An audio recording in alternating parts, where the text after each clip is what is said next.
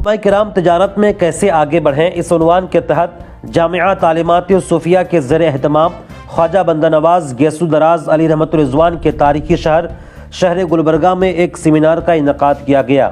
ساتھ ہی جامعہ تعلیمات صوفیہ کی طرف سے ایک عظیم الشان جلسہ دستار و عملیات کا بھی انعقاد ہوا۔ شہر گلبرگہ ہندوستان کے صوبہ کرناٹک کا ایک تاریخی شہر ہے جو علماء اور صوفیہ کا مسکن بھی ہے۔ یہی وجہ ہے کہ یہ شہر اپنی روایات اور تعلیم و ترقی کے لیے کافی مشہور ہے۔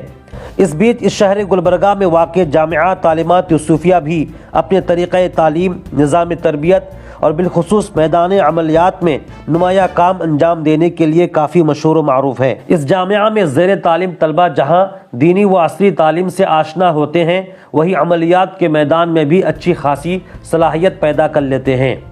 صوفی طالب اطہر القادری صاحب کی قیادت اور نگرانی میں درجنوں علماء کرام اور سینکڑوں طلبہ عملیات کے میدان میں مہارت حاصل کر رہے ہیں۔ آپ کی جانکاری کے لیے بتا دیں، یہ وہی صوفی طالب اطہر القادری ہے جنہوں نے بھاگیشور دھام والے بابا کو چیلنج کیا تھا، جس کے لیے کافی مشہور بھی ہوئے تھے۔ جو بھی تم کرتے ہو وہ میں کر کے بتاؤں گا، لیکن یاد رکھو بابا بھاگیشور دھام جو میں کر کے دکھاؤں گا وہ تم 7 جنموں تک نہیں کر سکتے۔ گزشتہ 11 دسمبر کو جامعہ تعلیمات صوفیہ کے زیر اہتمام ایک جلسہ بنام جلسہ دستار و عملیات کا انعقاد ہوا، جس میں 200 سے زائد صرف علماء کرام نے شرکت کی۔ اس موقع پر علماء کرام نے کہا، جامعہ تعلیمات صوفیہ ہندوستان کا ایک واحد ایسا ادارہ ہے جو علماء کرام کو میدان عملیات میں آگے بڑھانے کا کام اور خدمت خلق کرنے کا موقع فراہم کر رہا ہے۔ مزید سنیں علماء کرام نے کیا کہا۔ آپ کی روح کو جو تسکین دے، آپ کے باطنی تعلیم جو پور کرنے والی چیز ہے، آپ کو باطنی تعلیم جہاں ملے گی، جہاں آپ کی پیاسیں بجھنے والی ہے، اگر وہ کوئی اور جگہ ہے تو اسی کو گلبرگہ شریف میں صوفی طالب اطہر القادری نے خوب محنت و مشقت کے ساتھ جامعہ تعلیمات صوفیہ کے نام سے منسوب کیا، قائم کیا۔ وہ دن دور نہیں کہ پورے ہندوستان میں یہ ادارہ نمبر 1 پہ ہوگا، اور اس ادارے کے فارغین پورے ہندوستان میں ایک پرچم جو کہ صوفیہ روحانی ٹریننگ سینٹر کی جانب سے اس کے بینر تلے یہ ادارہ چل رہا ہے۔ اس ادارے کی 3 خصوصیات، ایک تو یہ کہ یہ باطنی تعلیم اس ادارے سے بچوں کے اندر ڈالی جا رہی ہے۔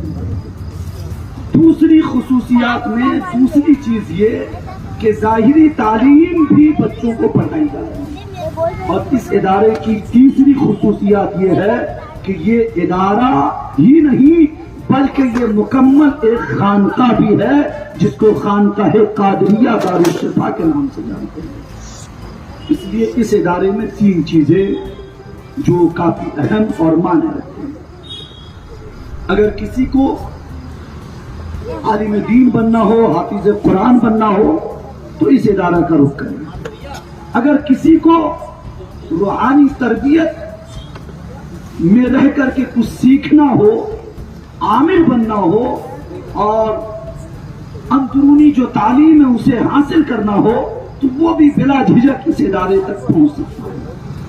تیسری چیز جو دنیاوی آفات، بلیات اور دیگر چیزوں سے جو جھوج رہے ہیں، پریشان ہیں، جن کے گھر کی بچیاں، جن کے گھر کی خواتین دوسری چیزوں سے جھوج رہے ہیں، پریشان ہیں، ان لوگوں کے لیے خانقاہ قادریہ دارالشفا موجود ہے۔ یہ تمام، لیکن روحانی غذا اگر آپ کو چاہیے تو آپ کو جامعہ تعلیمات صوفیہ میں آنا ہوگا۔ یہ جامعہ تعلیمات صوفیہ یہ روحانی غذا کے لیے ہی قائم کیا گیا ہے۔